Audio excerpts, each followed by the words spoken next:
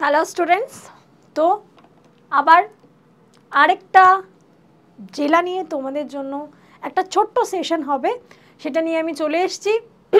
দেখতেই পাচ্ছ আজকে কিন্তু দার্জিলিং, আজকে আমরা একটা নর্থের দিক থেকে ঘুরে আসি নাকি। তো এর আগে অলরেডি দুটো জায়গা, আমরা দুটো জেলা আমাদের কমপ্লিট, দুটো ডিস্ট্রিক্ট কমপ্লিট করে ফেলেছি। এইবার আমরা আজকে পড়বো সেটা হচ্ছে কি দার্জিলিং নিয়ে। তো অবশ্যই কিন্তু তোমরা কমেন্ট করে, এর আগে যে ক্লাসগুলো আমি, যেই সেশনগুলো, অবভিয়াসলি এটা আমি ক্লাস বলবো না, এগুলোকে আমি সেশনই বলছি, একটু ইনফরমেটিভ, কারণ তো এর মাধ্যমে তোমাদের কিছু ইনফরমেশন আমি দিচ্ছি। তো ঝটপট কিন্তু তোমরা সেই সেশনগুলোকে লাইক করে দেবে এবং অবশ্যই কমেন্ট করে জানাবে যে তোমাদের কেমন লাগছে, ঠিক আছে। তো চলো শুরু করা যাক, আমরা একটা ছোট্ট ট্যুর করে আসি দার্জিলিং থেকে। চলো প্রথমে দেখি দার্জিলিংকে আমরা কি বলছি। দার্জিলিংকে কি বলা হয়? পাহাড়ের রানী। দার্জিলিংকে কিন্তু বলা হচ্ছে পাহাড়ের রানী। একটা সুন্দর অপূর্ব, মানে বাঙালিদের মধ্যে দীঘা, পুরী এবং দার্জিলিংয়ের লিস্টের মধ্যে কিন্তু দার্জিলিংও পড়ছে। তো সেখানে কি দার্জিলিংকে আমরা বলি পাহাড়ের রানী। দার্জিলিংয়ের একটি বিস্তৃত পর্যালোচনায় আপনাকে স্বাগতম। সবাইকে, তোমাদেরকেও স্বাগতম। পর্বতের রানী বলে একে পরিচিত হয়। এই উপস্থাপনায় আমরা পশ্চিমবঙ্গের উত্তর অংশের মায়াবী জেলার বিভিন্ন দিক নিয়ে আলোচনা করব। তো চলো দেখা যাক কি আলোচনা আমরা করব। তো কোনো একটা জায়গা যখন আমরা দেখব, তার ভৌগোলিক পরিস্থিতি, তার আশেপাশ কি, সেটা নিয়ে আমরা আগে দেখব, তাই না? কি বলছে যে ট্যাগলাইন হচ্ছে পাহাড়ের রানী, মনে রাখবে কিন্তু। দার্জিলিং উত্তর পশ্চিমের একটি গুরুত্বপূর্ণ পাহাড়ি জেলা। অবভিয়াসলি এটা পশ্চিমবঙ্গের মধ্যে উত্তর পশ্চিম অংশে কিন্তু গুরুত্বপূর্ণ পাহাড়ি জেলা। গ্লোবালভাবে তার অসামান্য চা, তার নাম আমরা এক কথায় আর কিছু জানি আর না জানি, তোমার দার্জিলিংয়ের চা কিন্তু বিশ্ববিখ্যাত। বৃদ্ধি পাচ্ছে এমন পর্যটন এবং হিমালয়ের মনোমুগ্ধকর দৃশ্যর জন্য এটি পরিচিত। এর কৌশলগত অবস্থান একটি অঞ্চলে গুরুত্বপূর্ণ প্রশাসনিক সাংস্কৃতিক কেন্দ্র গড়ে তুলেছে, একদম কালচারাল সাইট থেকে, এবং সেখানকার একটা ট্যুরিজম সাইট হিসেবেও কিন্তু বিখ্যাত হয়ে উঠেছে। ভৌগোলিক সীমানা আমরা যদি দেখি, সীমানাটা আমাদের কাছে কিন্তু বেশি ইম্পর্টেন্ট, যে কোন জায়গায় এর অবস্থানটা রয়েছে। দেখে নিই একবার। উত্তর দিকে রয়েছে সিকিম, পশ্চিম দিকে রয়েছে নেপাল, পূর্ব দিকে রয়েছে জলপাইগুড়ি এবং কালিম্পং। এই সীমানাগুলি দার্জিলিংয়ের গুরুত্বপূর্ণ অবস্থানকে তুলে ধরেছে, যা ভারতের রাজ্যগুলো এবং প্রতিবেশী দেশের সাথে সীমানা ভাগ করে। এর সংস্কৃতি এবং অর্থনীতিতেও অলরেডি এরা কি প্রভাব ফেলেছে। নেক্সট দেখি, নেক্সট কি বলছে, ঐতিহাসিক এবং এর প্রশাসন। এবার আমরা জায়গার সীমানাটা তো দেখে নিলাম, সীমানাটা দেখার পরে এবার এর ভৌগোলিক অবস্থা সম্পর্কেও একটু জেনে নিই এবং তার প্রশাসনিক ব্যবস্থাও। দার্জিলিং নামটি, এবার প্রথমে দেখো কোথা থেকে নামটা এসছে। অবভিয়াসলি মানে কোনো একটা কিছুর বিখ্যাত যখন হচ্ছে বা তার নামের একটু হিস্ট্রি আমরা জানবো না, তা কি কখনো হয়? দার্জিলিং নামটি তিব্বতীয় শব্দ দার্জিলিং থেকে এসেছে, যার অর্থ হচ্ছে থান্ডার বোল্টের ভূমি। থান্ডার বোল্ট তোমরা প্রত্যেকেই, অনেকের সাথে যারা যারা মোটামুটি সেই সিরিজগুলো পছন্দ করো অবশ্যই দেখেছো কি, থান্ডার বোল্টের ভূমি, যা এর শক্তিশালী প্রাকৃতিক সৌন্দর্যের একটা প্রমাণ। এই জেলা একটি সমৃদ্ধ ইতিহাসের বুনেট বয়ে চলেছে, বিভিন্ন শাসক ক্ষমতার দ্বারা গঠিত হয়েছে। সিকিমের শাসন কি বলছে? প্রারম্ভিক ইতিহাসে দার্জিলিং সিকিমের রাজ্যের অধীনে ছিল, একদম প্রাচীন সময়ের কথা বলছি। হ্যাঁ, প্রারম্ভিক ইতিহাস মানে বুঝতেই পারছো অনেকটা সময় আগে সিকিম রাজ্যের অধীনে ছিল, যা বিভিন্ন সাংস্কৃতিক শিকড়ের অবদান ধরে রেখেছে। সেকেন্ড হচ্ছে গোর্খা প্রভাব। প্রত্যেকে সেই গোর্খা নামটা কিন্তু দার্জিলিংয়ের সাথে রিলেটেড, এটা তোমরা বহুবার শুনেছো। গোর্খা প্রভাব, নেপালের গোর্খার পরে তাদের প্রভাব বিস্তার করেছে, যা অঞ্চলের জনসংখ্যা, কিসের উপরে? অঞ্চলের জনসংখ্যা, ঐতিহ্য এবং এক অবধারিতভাবে ছাপ ফেলে রেখে গেছে। তারপর আমরা যদি দেখি, এটা কিন্তু একের পরে 2 নাম্বার পয়েন্ট বললাম। তারপরে দেখো এটা 3 নাম্বার পয়েন্টে কি বলছে, ব্রিটিশদের উন্নয়ন। এইবার সময়সীমাটা আন্দাজ করে দেখো, 1835 ব্রিটিশরা 1835 সালে দার্জিলিং অধিগ্রহণ করে। 1835-এ দার্জিলিংকে অধিগ্রহণ করে এবং এটিকে একটি প্রখ্যাত পর্বত স্টেশন এবং চা চাষের কেন্দ্র হিসাবে রূপান্তর করেছিল। অ্যাকচুয়ালি কি বলতো, ব্রিটিশদের মূল লক্ষ্য কিন্তু ছিল শোষণ। মানে আমরা এখানে যখন এসছি ভাই ফ্রিতে পেয়েছি, জিনিসটা আমাকে কাজে লাগাতে হবে। এক কথায় বলে যে লুটলো মাগার উসকো আচ্ছে সে রুটলো। তো এরকম একটা ব্যাপার যে ওরা যখন বলছে যে এখানে এইসব জিনিসগুলো রয়েছে, আমরা কিছু টাকা ইনভেস্ট করে দিই, এখানে আমরা এখান থেকে আরও ভালো বিজনেস করতে পারবো। তো সেই সময় সেখানকার চা এবং পর্বত স্টেশন, হিল স্টেশন হিসাবে বলছে যে এখানে এত সুন্দর জলবায়ু, এত সুন্দর পরিবেশ, সেটাকে তো কোনো না কোনোভাবে কাজে লাগাতে হবে। দেন কি বলছে, বর্তমান সময় চলে আসো। এটা তো আগের হিস্ট্রি বললাম যে আগে কিরকম কি ছিল। বর্তমানে যদি প্রশাসনিক ব্যবস্থা আমরা দেখতে পাবো, জেলা হচ্ছে সদর দার্জিলিং, দার্জিলিং শহর আমরা প্রত্যেকেই জানি। উপরিভাগ রয়েছে দার্জিলিং সদর, রয়েছে কুরসেং, মিরিক এবং শিলিগুড়ি। আমি তোমাদেরকে পার্সোনালি বলবো, যারা বেড়াতে পছন্দ করো তারা দার্জিলিংয়ের অফবিট জায়গা যেগুলো আছে সেগুলো অবশ্যই দেখে এসো। এবং সেখানকার এখন যেহেতু বলে না যে নাম হয়ে যাচ্ছে, মানে সেখানে ভিড়ভাড়টা বেড়ে যাচ্ছে, এখন অবস্থা তাই হচ্ছে। তো যদি তোমরা সেই অফবিট জায়গাগুলো, এখন ইউটিউবে প্রচুর সেশন, মানে প্রচুর সোর্স আছে, সেখান থেকে তোমরা জেনে নিতে পারবে। আচ্ছা, ব্লক সংখ্যা কি, সেটা হচ্ছে ব্লক সংখ্যা রয়েছে 9টি। রাঙ্গালি, রাঙ্গোলিয়ট, সুখিয়া, পোখরি ইত্যাদি সহ। আর মিউনিসিপ্যালিটি রয়েছে দার্জিলিং, কুরসেয়ং এবং মিরিক। অসম্ভব সুন্দর একটা জায়গা, যদি কখনো সম্ভব হয় অবশ্যই কিন্তু মিরিক থেকে ঘুরে এসো। মিরিকটা কিন্তু খুব সুন্দর একটা জায়গা। চলো নেক্সট আমরা দেখে নিই। নেক্সট কি বলছে, এখানকার ভূগোল এবং জলবায়ু। তাহলে একদম মনোরম পরিবেশ, জলবায়ু সম্পর্কে তো জানতেই হবে। দার্জিলিংয়ের অনন্য ভৌগোলিক অবস্থা এবং উষ্ণমণ্ডলীয় জলবায়ু যা চা চাষের জন্য আকর্ষণীয়। মানে চা হচ্ছে মানে সেটা বুঝে নিতেই হবে সেখানকার কতটা উপযোগী জলবায়ু রয়েছে বলে সেখানে চা উৎপন্ন হচ্ছে। উপযোগীদের গুরুত্বপূর্ণ ভূমিকা পালন করে। এটি হিমালয়ের পাহাড়ি অঞ্চলে অবস্থিত, যা একটি ইকোলজিক্যাল প্রোফাইল প্রদান করে। এইটা হচ্ছে আরেকটা পয়েন্ট, যে ইকোলজিক্যাল একটা কি প্রেক্ষাপট বা প্রোফাইল বলতে পারো, সেটা প্রদান করছে। এলাকা আমরা একটু দেখে নিই কতটা এলাকা জুড়ে রয়েছে। সেটা রয়েছে 2092 বর্গ কিলোমিটার জুড়ে রয়েছে সম্পূর্ণ দার্জিলিং জেলাটি। সমন্বয় অর্থাৎ অক্ষাংশ দ্রাঘিমাংশ যদি আমরা দেখতে পারবো 27.05 উত্তর থেকে 88.26 পূর্ব দিকে এটি বিস্তৃত রয়েছে। এর টেরেনটা কি, হিমালয়ান পাহাড়ি অঞ্চল। মানে এক কথায় তার প্রকৃতিটা কিরূপ হতে পারে, পাহাড়ি অঞ্চল, এবং সেটা হচ্ছে হিমালয়ান।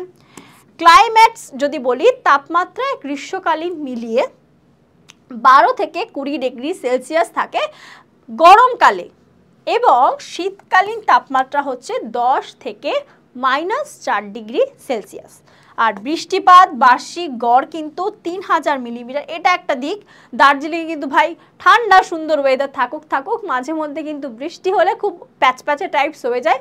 সে বৃষ্টির মধ্যে কুয়াশা ঘেরা পরিবেশে ঘুরতে খুব খারাপই লাগে। তো অলওয়েজ চেষ্টা করবে আগের থেকে ওয়েদার আপডেট জেনে একটু শুষ্ক পরিবেশে ঘুরতে যাওয়া, কারণ সেই ঠান্ডাটাকে এনজয় করা যায়। না ওই বৃষ্টির মধ্যে খুব একটা মানে ঘুরে মজা পাওয়া যায় না। যদিও অনেস্টলি আমি ওয়েস্ট বেঙ্গলে থেকে এখন অবধি কোনো পাহাড় পর্বত কিছুই দেখতে পারিনি, সম্ভব হয়নি এখন অবধি। তো ইচ্ছে আছে দার্জিলিং দিয়ে সেটা শুরু করার। তো চলো, প্রাকৃতিক অঞ্চল সমূহ কি বলছে। প্রাকৃতিক অঞ্চল সমূহের মধ্যে জেলাটি উল্লেখযোগ্য প্রাকৃতিক সংরক্ষণের ঘর, যেমন রয়েছে সিঙ্গালিলা জাতীয় উদ্যান। এগুলো কিন্তু আমাদের এক্সাম ওরিয়েন্টেড, অর্থাৎ পরীক্ষার জন্য যেগুলো আমাদের প্রয়োজনীয়। সিঙ্গালিলা জাতীয় উদ্যান এবং সেঞ্চাল বন্যপ্রাণী অভয়ারণ্য, যা বায়োডাইভার্সিটি সংরক্ষণের জন্য অত্যন্ত গুরুত্বপূর্ণ। এটাও আমাদেরকে জেনে রাখতে হবে, বায়োডাইভার্সিটি সংরক্ষণের জন্য অত্যন্ত কিন্তু গুরুত্বপূর্ণ। তারপরে কি বলছে, এবার চলে এসো তার চাষবাস, সেখানকার নদী এবং মাটি নিয়ে। এখানে পাহাড়ি অঞ্চল মানে বুঝতে পারছো, মাটি তো খুব উর্বর সেইভাবে থাকবে না, আর চা চাষও হচ্ছে যেখানে, তো সেটা নিয়ে আমরা একটু দেখে নিই। দার্জিলিংয়ে কৃষি শক্তি তার উর্বর আম্লীয় লোমশ মাটির সাথে গঙ্গা নদীর তলদেশে প্রবাহিত হয় তার সম্মিলিতভাবে গড়ে উঠেছে। এটির উপাদানগুলি বিশ্ববিখ্যাত ফসলের চাষকে সমর্থন করছে। কেন বলল কথাটা? তার কথাটার অর্থ হলো বিশ্ববিখ্যাত মানে হচ্ছে দার্জিলিং টি, তো সেইটা যখন চাষ হচ্ছে তাহলে সেই উপযোগী মৃত্তিকা সেখানে সম্বল। মহান নদী কি কি রয়েছে দার্জিলিং এর মধ্যে? যদি আমরা দেখতে পাই তিস্তা রয়েছে, বালাসন এবং রঙ্গিত রিভার কিন্তু রয়েছে। মূল শস্য হিসাবে কি মানে অর্থাৎ কোন জিনিসটা চাষ হচ্ছে, শস্য মানে আবার দানা শস্য বা ওই খাদ্য শস্য মনে করো না, বাট কোনটা অ্যাজ এ ক্রপস বা কোন শস্য সেখানে উৎপন্ন হচ্ছে সেটা হচ্ছে দার্জিলিং এর চা, যেটা কিনা 2004 সালে সর্বপ্রথম একটা জিআই ট্যাগে সম্মানিত হয়েছে। দার্জিলিং এর কৃষি চাষের রত্ন, যা অন্যান্য স্বাদ গন্ধের কারণে বিশ্বব্যাপী পরিচিত, এবং জিঞ্জার অর্থাৎ আদাকে বোঝাচ্ছে, কিন্তু সেই জিঞ্জার, এলাচ, কমলা এবং ভুট্টা। তোমরা কি একটা জিনিস জানো, এটা আমি আমার পার্সোনাল এক্সপিরিয়েন্স বলছি, তোমরাও যদি জেনে থাকো অবশ্যই কিন্তু কমেন্ট করে জানাবে। সেটা হচ্ছে এই যে দার্জিলিং টির একটা রহস্য আছে। এই দার্জিলিং টির তো অনেক রকম ধরন হয়, একটু মিক্স, একটু প্লেন, একটু ডার্ক, এরকম অনেক রকম ভাগ থাকে, প্রসিডিওরের ওপর থাকে। বাট দার্জিলিং টি যদি ঠিকঠাক প্রসেসে না বানানো হয় না, তাহলে কিন্তু টেস্ট আবার ভালো লাগে না, যেটা সবাই ঠিকভাবে করতে পারে না। কতটা জল দিতে হবে, কতটা পাতা দিতে হবে এবং কতক্ষণ জলটা ঢাকা দিয়ে রাখতে হবে, এটার না একটা প্রসেস আমার পার্সোনালি মনে হয়েছে, কারণ এটা আমার এক্সপিরিয়েন্স থেকে বললাম। তোমাদেরও কি এটাই মতামত কিনা সেটা অবশ্যই কিন্তু কমেন্ট করে আমাকে জানাবে, ঠিক আছে? আচ্ছা, এবার নদীর ক্ষেত্রে কি বলছে, এই নদীগুলি সেচ অঞ্চলের পরিবেশগত ভারসাম্যকে বজায় রাখছে। একমাত্র সেখানকার কি বলবো জলের যে সোর্স সেটা কিন্তু এই নদীভিত্তিক রাখার জন্য অত্যন্ত গুরুত্বপূর্ণ। মাটির প্রকারভেদ কি বলছে, প্রধানত মাটির তলদেশে পলি অ্যাসিডিক পাহাড়ি মাটি এবং বিশেষায়িত কৃষির জন্য এটি হচ্ছে উপযুক্ত। আর কৃষির শৈলী কি, ঐতিহ্যগত টেরেস এবং অর্গানিক পদ্ধতির সংমিশ্রণ টেকসই এবং উচ্চমানের উৎপাদনের নিশ্চয়তা দান করেছে। নেক্সট এবার এর অর্থনীতি এবং পরিবহন ব্যবস্থা কি বলছে তার একটা ট্যালি আমরা এখানে ছোট্ট করে দেখে নিই। দার্জিলিংয়ের অর্থনীতি কৃষি, পর্যটন এবং পরিষেবার একটি বৈচিত্র্যময় সংমিশ্রণে বিকশিত হয়েছে কার্যকর। মূল অর্থনীতি কি, মূল অর্থনীতি অর্থাৎ ইকোনমিক্যাল সোর্স, সেই জেলাটার ইকোনমিক্যাল সোর্স কি, মূল ভিত্তি হচ্ছে এখানে চা মানেই দার্জিলিং, এবং আরও একটা যেটা দিক হয়েছে সেটা কিন্তু হয়েছে পর্যটন। তো দেখে নিই আমরা দার্জিলিং চা রপ্তানি, যেটা জিআই ট্যাগ রয়েছে, প্রথম প্রাথমিক আয় জেনারেট করে, যা বিশ্বজুড়ে একটা পানীয় প্রেমীদের কাছে পৌঁছায়। পানীয় প্রেমী মানে আবার অন্য কিছু ভেবে ফেলো না, যারা চা খেতে ভালোবাসে তাদের জন্য বলা হচ্ছে। পর্যটন এবং অর্থনীতির যেই পরিচর্যা, অর্থনীতির একটি মূল স্তম্ভ, যা প্রতি বছর লক্ষ লক্ষ মানুষকে কিন্তু আকর্ষণ করছে। ফসলের যেই উৎপাদন, এই ফসলের উৎপাদন হচ্ছে ঔষধি গাছ অর্থাৎ মেডিসিনাল যে প্ল্যান্ট, সেটা স্থানীয় জীবিকার জন্য অবদান রাখে, যা ক্রমবর্ধমানভাবেই রয়েছে, এখনো অবধি কিন্তু সেই জায়গাটা বজায় রাখতে পেরেছে। এবং পরিবহন নেটওয়ার্ক, সেখানকার ট্রান্সপোর্ট কি, পরিবহন কি করে হয়, তো রেল, ঐতিহাসিক দার্জিলিংয়ে হিমালয়ের রেলওয়ে, যেটা ইউনেস্কো ওয়ার্ল্ড হেরিটেজ সাইটে কি দার্জিলিংয়ের কি টয় ট্রেন সেটা কিন্তু রয়েছে। এটি প্রধান একটি আকর্ষণ এবং একটি গুরুত্বপূর্ণ সংযোগ। সড়কের ক্ষেত্রে এনএইচ, এটা কিন্তু প্রত্যেকের তোমাদের এক্সামের জন্য ইম্পর্টেন্ট, জেনে রাখবে। NH 110 অর্থাৎ NH 110, যা কিনা শিলিগুড়ি ক্রসওয়ে রক্ষা করে, সড়ক মসৃণ সড়ককে সুনিশ্চিত করছে। এখন কিন্তু সবাই ম্যাক্সিমাম এই রোডটা ভালো আছে বলেই কিন্তু মানে কিছু মনে হলো ভাই চল দার্জিলিং ঘুরে আসি, গাড়ি টাড়ি নিয়ে প্যাক করে চলে গেল, তাই না? তো এই সড়ক ব্যবস্থা যদি আজকে ভালো না থাকতো তাহলে কিন্তু সম্ভব হতো না সেটা। নিকটবর্তী বিমানবন্দর যেটা রয়েছে বাগডোগরা, যেটা শিলিগুড়িতে অবস্থিত, পর্যটক এবং ব্যবসায়ীদের জন্য বিমানে সহযোগিতা করেছে। পর্যটক এবং ব্যবসায়ীদের, যেটা প্রত্যেকে তো ভাই সড়ক পথে যাবে না, কিছু কিছু হাইফাই লোক তো আকাশ পথেও যাবে, তাদের জন্য বিমানবন্দর রেডি রাখতে হবে, তো সেটাও ট্রান্সপোর্টের দিক থেকে রয়েছে, মানে সব দিক থেকেই অনুকূল। এইবার কিছু স্পেশাল জিনিস আমরা দেখে নিই। সেটা হচ্ছে জনসংখ্যা এবং শিক্ষার ক্ষেত্রে যদি দেখি, জনসংখ্যা 2011 সালের ডেটা ওয়াইজ মোট জনসংখ্যা হচ্ছে তোমার 18.5 লক্ষ, শহর হচ্ছে 38%, গ্রাম হচ্ছে 62%, লিঙ্গ অনুপাত রয়েছে 971 জন মহিলা 1000 জন পুরুষের মধ্যে, শিক্ষার হার হচ্ছে 79.5%। এই সংখ্যায় একটি উন্নত সমাজের প্রতিফলন অবভিয়াসলি সেটা দেখাচ্ছে, শিক্ষা এবং লিঙ্গ সমতার উপর উচ্চ গুরুত্ব আরোপ করেছে। একদম অশিক্ষিত ভেবে না, মানে 79 মানে 80 যদি আমরা ধরি, 80% মানুষ শিক্ষিত, মানে সেটাকে আমরা শিক্ষিত জেলা বলবো। প্রধান শিক্ষামূলক প্রতিষ্ঠান সেটা হচ্ছে সেন্ট জোসেফ কলেজ, এটা আমাদের এক্সামের দিক থেকে important. Saint Joseph College Darjeeling একটি মর্যাদাপূর্ণ প্রতিষ্ঠান, যা তার একাডেমিক উৎকর্ষের জন্য, অনেকে আবার এখানে কিন্তু পড়তেও যায়, বাইরে থেকে অনেকেই আবার এখানে পড়তেও যায়। উত্তরবঙ্গ বিশ্ববিদ্যালয়, যেটা পাশের ক্যাম্পাস স্থানীয় এবং আঞ্চলিক ছাত্রছাত্রীদের জন্য রয়েছে। আর দার্জিলিংয়ে সরকারি কলেজ রয়েছে, জেলা পরিষেবার সাক্ষরতার হার বৃদ্ধির জন্য, যেটি গুরুত্বপূর্ণ একটি পাবলিক কলেজ। এবার কিছু কালচারাল সাইট তো আমাদের দেখতে হবে, শুধু স্ট্যাটিক পোর্শন দেখলে তো হবে না।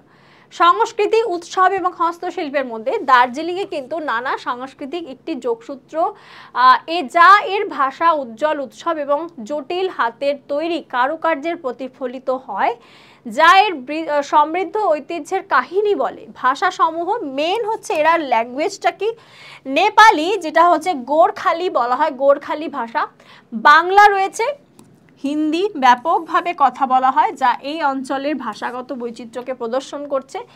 আর লেসার, তিহার, বুদ্ধ পূর্ণিমা, এরা উৎসব, হ্যাঁ এটা টার্মটা হচ্ছে উৎসবগুলি, মানে ফেস্টিভ্যাল, উৎসব। তিহার, বুদ্ধ পূর্ণিমা, প্রাণবন্ত দার্জিলিং কার্নিভালের মতো তোমার হচ্ছে গিয়ে উদযাপনগুলি আনন্দ এবং ঐতিহ্যের সাথে সম্প্রদায়কে একত্রিত করে। শিল্প এবং কারিগর চমৎকার, উলের হস্তশিল্প, শীতের দেশ মানে তো উলের কাজ তো থাকবেই, কাঠের খোদাই এবং আধ্যাত্মিক থাঙ্কা চিত্রকলা। আধ্যাত্মিক চিত্রকলাটার নাম কি, সেটা হচ্ছে থাঙ্কা, এটা একটু জেনে রেখো কিন্তু। থাঙ্কা চিত্রকলা প্রধান শিল্প রূপ রয়েছে। আর নৃত্যের ধরন পরম্পরাগত নৃত্য রূপ, যেমন কি তামাং, সেলো এবং মারুনি স্থানীয় সম্প্রদায়গুলোর সাংস্কৃতিক পরিচয় এবং কাহিনীকে প্রকাশ করছে। সাংস্কৃতিক পরিচয় এবং কাহিনীকে কিন্তু এরা প্রকাশ করছে। নেক্সট রয়েছে কি পর্যটন এবং বিশ্ববিখ্যাত ব্যক্তিত্বগুলি কি রয়েছে, একটু সেখানে ছোট্ট করে নজর দিয়ে নিই। দার্জিলিং একটি শীর্ষস্থানীয় পর্যটন গন্তব্য এবং সস্তায় পুষ্টিকর। একে যদি আমরা বলি তাহলে বলবো সস্তায় পুষ্টিকর। প্রচুর আকর্ষণ সরবরাহ করে, কিছু গুরুত্বপূর্ণ ব্যক্তিত্বের বাড়ি অথবা অনুপ্রেরণা দিয়েছে। মূল পর্যটনের আকর্ষণ কি রয়েছে, মেইন রয়েছে টাইগার হিল, কাঞ্চনজঙ্ঘা এবং মাউন্ট এভারেস্টের উপরে মায়াবী সূর্যোদয়। সবাই বলে কাঞ্চনজঙ্ঘা, ওই জন্য বললাম রেইনি ওয়েদারে একটু ফগি থাকলে কিন্তু অনেক সময় সূর্য ওঠে না, যে কারণে সুন্দর কাঞ্চনজঙ্ঘা থেকে সেই সূর্যোদয় দেখতে পাওয়া যায় না। বাতাসিয়া লুপ একটা হচ্ছে প্রকৌশল বিস্ময়, যা বিস্তৃত দৃশ্য প্রদান করে। দেন হচ্ছে শান্তি স্তূপ, শান্তি এবং প্রশান্তির একটি প্রতীক রয়েছে। রক গার্ডেন ও চা বাগান, যেটা হচ্ছে দৃশ্যমান সৌন্দর্য এবং দার্জিলিং চায়ের সারাংশ। এখানে খুব সুন্দর সুন্দর গ্রিনারিজের সামনে কিন্তু দারুণ দারুণ ছবি আসে, তো প্রত্যেকে সেখানে ভালো ভালো ফটোও তুলবে। দার্জিলিং চিড়িয়াখানা এবং হিমালয়ান মাউন্টেনিয়ান ইনস্টিটিউট, যেখানে শিক্ষা এবং বিনোদন কেন্দ্র। প্রসিদ্ধ ব্যক্তিত্বদের মধ্যে রয়েছে তেনজিং নোরগে, প্রত্যেকে জানো মাউন্ট ক্লাইম্বার তেনজিং নোরগে, কিংবদন্তি এভারেস্ট পর্বত আরোহী, যার আত্মা অভিযানের প্রতীক। প্রণব মুখার্জি, ভারতের প্রাক্তন রাষ্ট্রপতি, যিনি দার্জিলিংকে উচ্চ মর্যাদা দিয়েছিলেন। মহেন্দ্র পি লামা একজন প্রশাসনিক অর্থনীতিবিদ ছিলেন, তিনি গুরুত্বপূর্ণ অবদান রেখেছেন দার্জিলিংয়ে। এবং এমিতা ঘোষ একজন বিখ্যাত লেখক, তার কাজগুলোতে প্রায় এই অঞ্চলের সংস্কৃতি এবং ঐতিহ্যকে তুলে ধরেছেন। তো এটা মোটামুটি আর কি জিনিস আমরা দেখব, বর্তমান কিছু ঘটনা নিয়েও আলোচনা করে দিচ্ছি। সেটা কি বলছে, বর্তমান ঘটনা এবং সাধারণ জ্ঞান। দার্জিলিং ক্রমাগত বিকাশ করছে, নতুন প্রকল্প, তথ্য এবং বর্তমান বিষয়বলী সাধারণত জ্ঞান গুরুত্ব দিচ্ছে। সবুজ পর্যটন, পশ্চিমবঙ্গ সরকারের আয়ত্তায় চলমান সবুজ পর্যটন প্রকল্পগুলি টেকসই পর্যটন প্রথাসমূহকে লক্ষ্য করছে। নতুন রোপওয়ে করা হয়েছে, এখানে একটি নতুন রোপওয়ের প্রকল্প আন্ডারওয়ে, যা দার্জিলিং এবং মিরিককে সংযোগ করছে এবং সংযোগ পর্যটন উন্নত করেছে, অবভিয়াসলি পর্যটনটাকে ভালোভাবে উন্নত করার জন্য। DHR প্রসারণ দার্জিলিং হিমালয় রেলওয়ে, দার্জিলিং হিমালয় রেলওয়ে সম্প্রসারণের পরিকল্পনা চলছে, যা ইউনেস্কোর ঐতিহ্য স্থানের আরও একটি উন্নয়নের প্রতিশ্রুতি দিচ্ছে। হয়ে গেলে অবভিয়াসলি সেটা সেখানে চলে যাবে। আচ্ছা, পরীক্ষা এবং গুরুতর সাধারণ জ্ঞান, জিআই ট্যাগ রয়েছে, এটা আমাদের সব থেকে বেশি ইম্পর্টেন্ট পার্ট। যা যা আমরা পড়লাম একটা ছোট্ট জিস্ট। জিআই ট্যাগ দার্জিলিং চা একটি ভৌগোলিক নির্দেশক ট্যাগ ধারণ করে, যা তার গুণগত মানকে স্বীকৃতি দেয়। ইউনেস্কোর ওয়ার্ল্ড হেরিটেজে দার্জিলিংয়ের Himalayan railway, Darjeeling Himalayan railway যেটাকে বলা হয় DHR, ইউনেস্কোর বিশ্ব ঐতিহ্যতে লাভ করেছে, যেটা হচ্ছে প্যানোরামিক ভিউ। প্যানোরামিক ভিউ মানে কি বলো তো, এইরকম একটা ভিউ দেখবে ফোনে আমাদের একটা অপশান থাকে যেটা বলা থাকে প্যানোরামিকভাবে ফটো তোলা যায় কিভাবে। তো সেই টাইগার হিল, কাঞ্চনজঙ্ঘা এবং মাউন্ট এভারেস্ট উভয়ের চমৎকার দৃশ্যটি প্রদর্শিত হয়। আন্তর্জাতিক সীমানা, দার্জিলিং 3টি দেশের সাথে, এটা ভেরি ভেরি ইম্পর্টেন্ট, সীমান্তে রয়েছে। সেটা কি কি? নেপাল, ভুটান, কালিম্পংয়ের মাধ্যমে এবং ভারতীয় রাজ্য সিকিমের সাথে। কেমন? আরেকটা কি? বাতাসিয়া লুপ, এই প্রকৌশলে বিষয়টি রেলপথের তীক্ষ্ণ ঢালগুলি অতিক্রম করার জন্য নির্মাণ করা হয়েছে।